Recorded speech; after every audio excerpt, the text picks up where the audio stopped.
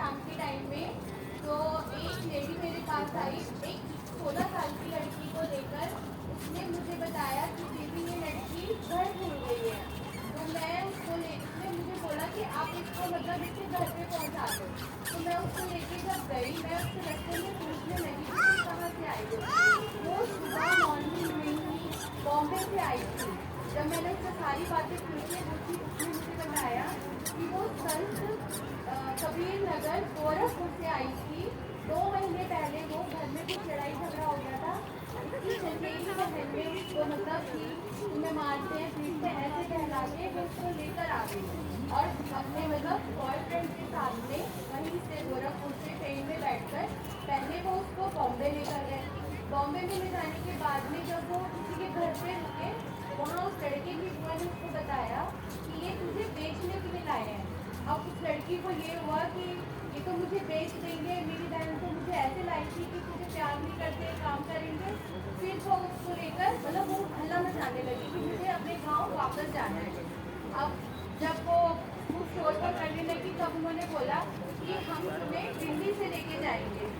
वो उसको दिल्ली में लेकर आए और वो एक्चुअली ऐसा हो गया कि वो सुबह में वहीं पे जहाँ मैं रहती हूँ वहीं पर आए थे। उसके बाद में वो अचानक से मिले और जब मैंने सारी बातें डिटेल से पूछी, फिर मैंने हेल्प साइड में फ़ोन करा। वहाँ पे बताया कि ऐसे ऐसे एक लड़की मिली है और उसको इस तरीके से बेचने के लाए हैं।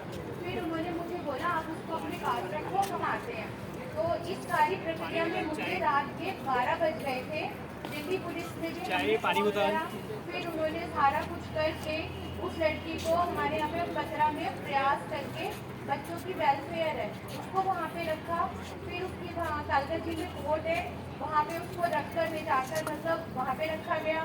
फिर मतलब मेरे इस बीच में मेरे घर पे लड़के आने लगे कि वो हमारी बहन है, हमारी ये है, ऐसे ऐसे करके। मैंने उनसे बोला उसके पापा का नाम बताओ, मम्मी का, क्योंकि सारी डिटेल मैं ले चुकी थी। जब उन्होंने मुझे वो गलत नाम बताया, मैंने कहा भागो यहाँ से। मेरे हस्बैंड, मेरे नेबर्स, सब ने मेरा साथ दिया। उन्होंने बोला कि तुम उसको बेचने ले लाए हो, तुम यहाँ से भागो। नहीं कहा हम पुलिस बुला रहे हैं। और फिर मेरे पास फ़ोन आने लगे कि वो मेरी बहन ही है। मैंने कहा कि उसके घर में फ़ोन करो, अब लड़की हमारे पास नहीं है, कोर्ट में है लड़की। तब उन्होंने जैसे किसी कोई होगा उन्होंने फ़ोन करा। फिर वहाँ से बेटी के दादा, माँ और गांव के कुछ लोग आए और वो उस लड़की को लेकर मेरे यहाँ से मतलब वहाँ से कोर्ट से सारा काम करवा के उसको लेके गए और वो अब अपने घर में है।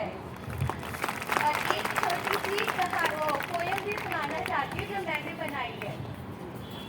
माँ मैं हूँ तेरी ही बेटी, मैं हूँ तेरी कोख में लेटी। बेटा है तेरा पका हुआ आम, तो मैं भी हूँ कच्ची कैरी। कहते हैं बेटा वंश बढ़ाता, वंश का है वो पेड़ लगाता। अगर बेटी न होती तो वंश की बूटी कहाँ से लाता।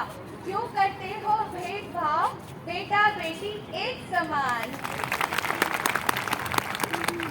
सत्यजीत सर से रिक्वेस्ट है तो शकुंतला को सर्टिफिकेट प्रेजेंट करेंगे हम। जोरदार तालियां शकुंतला के लिए। बहुत ही हिम्मत का काम आपने किया है, बहुत हिम्मत चाहिए होती है, खासकर परिवार का सपोर्ट चाहिए होता है। इसी तरह के जज्बे से ही बेटियां सुरक्षित हैं। मुझे लगता है हम सबको अपने अपने स्तर पर ऐसे ही कदम उठाने की जरूरत है। और MCW नांगलोई की आशा है